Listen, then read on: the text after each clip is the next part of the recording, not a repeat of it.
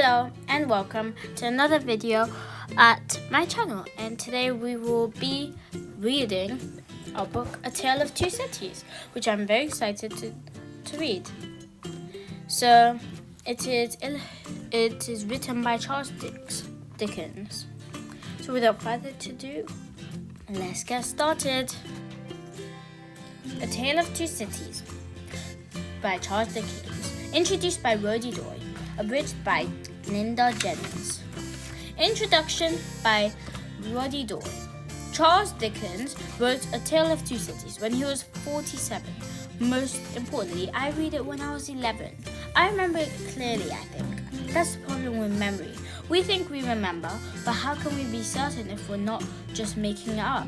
I remember, telling a friend of mine that about a fight I'd seen outside the fish and chip shop near where I lived. I was halfway through describing the fight when I realized I hadn't actually seen the fight at all. Not really, it was just something I'd seen in a film. Something so vivid and frightening it had gone into my head and become mine. Things we imagine, or things we see in books, the books we read, the stories we hear, these can become as real as us, as the real things that actually can happen to us. Charles Dickens was born in 1812. A Tale of Two Cities was set in London and Paris in the year just before, and during the French Revolution, which started in Paris in 1789. Dickens wasn't there. He wasn't even born. The description of rioting and terror, the prisons and guillotine, the nasty and noble characters, he made them up. I think that's amazing. I didn't know that when I was 11 and when I was reading A Tale of Two Cities. Not at first, I didn't care who written the book. It was so vivid and brilliant, so dramatic and scaring, I wasn't aware that anyone had written it. There was just me and the story. The characters were real people who had inherited real guillotine, and their real heads were being chopped off. It was great. Heads were being chopped off in a book. Like all good Irish boys, I love a good execution, and Death of Guillotine was as good as it can get.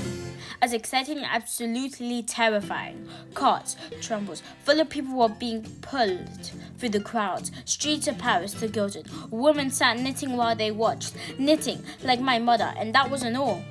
Graves were robbed, spies spied on their spies, coaches full of frightened men and women charged across the countryside. In much the same way that I charged through this book, I felt I had no choice. Somehow, I finished the book in one sitting without going to the toilet or going outside to play football. Badly. Fewer people would die. The faster I read, the fewer heads would roll. I saved hundreds of lives that day, but by the time I finished the book, I was bursting to go to the toilet. A Tale of Two Cities had a huge impact on me. When I'd finished it, I had paid proper attention to the name of the writer, Charles Dickens. I wanted to read more of the books. Oliver Twist, Great Expectations, David Copperfield. I read them all, and Dickens became my favorite writer. And then there was knitting. Before I read A Tale of Two Cities, knitting was something that my mother did, like cooking and ironing. My mother knitted. But after A Tale of Two Cities, knitting became much more sincere. One of the book's best characters, Madame Defarge, knits while she watches the guillotine slice through the necks of hundreds of men and women. To be fair to my mother, she never knitted while she watched heads being chopped off, as far as I know.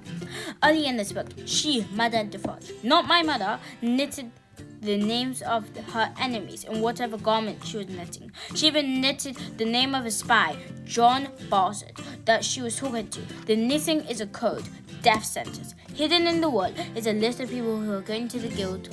Something as unnoticed as knitting had become secret, frightening, and absolutely brilliant. It was then I realized that the story had actually been written, that a writer had invented the idea of the code in the wool because it was too brilliant to be true. The plot, the characters, the big events, the tiny details that had been created by Charles Dickens, by writing words, by putting them on a page, one after the other.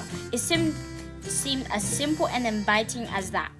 A Tale of Two Cities isn't Dickens' best book, but it's still great. It's the book that made me want to be a writer, I think. Knitting still cares me. When I asked my wife to marry me, I another question first. Do you like knitting? No. Will you marry me? Okay. She doesn't know it, but she was the 15th woman I asked to marry that day. Knitting is very popular in Ireland. It's a frightening place to live, but at least it never rains. So that was the introduction by Roddy Doyle. Now, let's get started with the book. Contents. Book 1. Book 1. Record to life.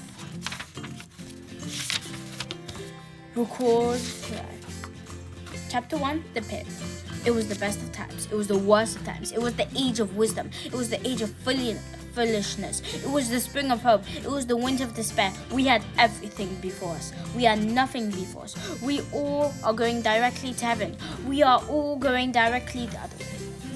There was a king with a large jaw, a queen with a plain face on the throne of England. There were a king with a large jaw and a queen with a fair face on the throne of France.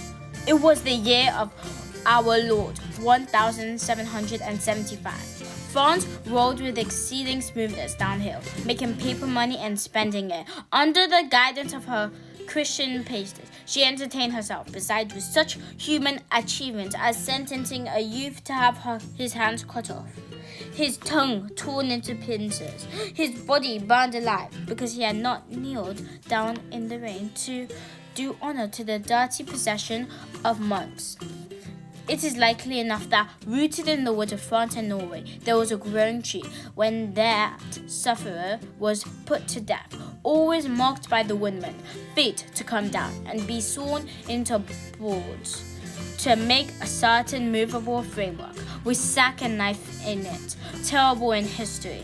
It is likely enough that in the rough outhouse of some tillers of heavy lands added to Paris, there was shelter from the weather that day, rude carts which the farmer Death had already set apart from his troubles of the Revolution.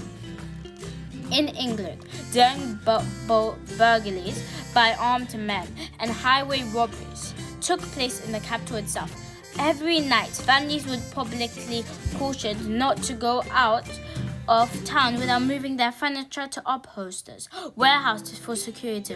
Thieves snipped off diamond crosses from the necks of noble lords at court drawing rooms. Musketeers went into St. Giles to search for the contraband's goods, and a mob fired on the musket, and the muskets fired on the mob, and no one thought that any of these occurrences much out of the common way.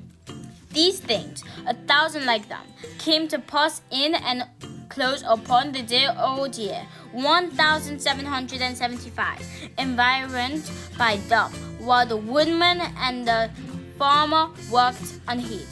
Those two of the large jaws and those two of the plain and fair faces trod with stir enough and carried their divine rights with a high hand.